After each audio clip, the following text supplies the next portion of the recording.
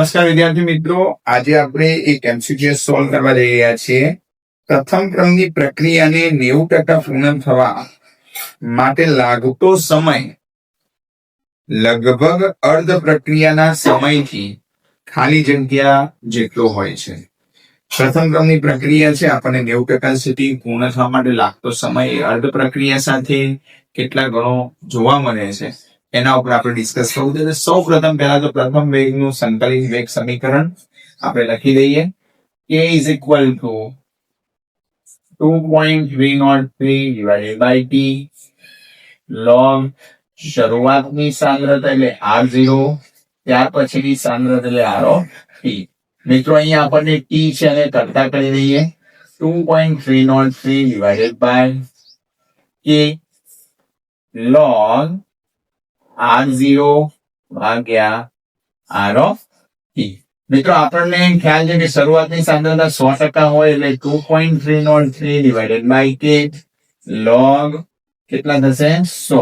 અને હવે બેટા 90% પ્રક્રિયા પૂર્ણ થઈ છે તો કેટલા ટકા બાકી રહી હશે? તો 10% જેટલું બાકી રહી હશે. તો પછીની કેટલી હશે? r of t 10 હશે. 0 ઉડી જશે. 2.303 k log 10. મિત્રો log 10 ની વેલ્યુ કેટલી થશે? 2.303 log હવે 10 ની વેલ્યુ આપણે મૂકી દઈએ ગુણ્યા 8 ડિવાઇડેડ બાય 8. તો આપણને આ t 90% આપણને આ પ્રાપ્ત થઈ.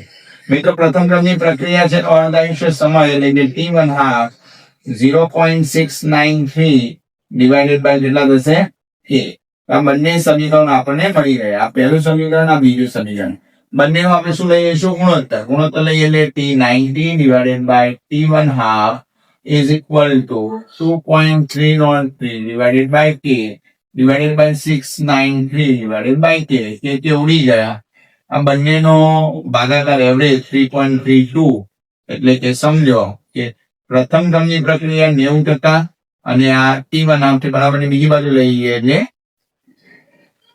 ગુણાકારમાં જતું રહેશે. એટલે આપણો જવાબ આવશે 3.32 ગણો આપણે જવાબ લઈ શકીએ છીએ.